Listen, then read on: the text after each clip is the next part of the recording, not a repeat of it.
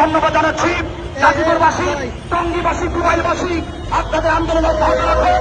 কেন্দ্রীয় দিক নির্দেশনা আসার আগ পর্যন্ত আপনারা মাঠ থেকে উঠবেন না ইনশাআল্লাহ।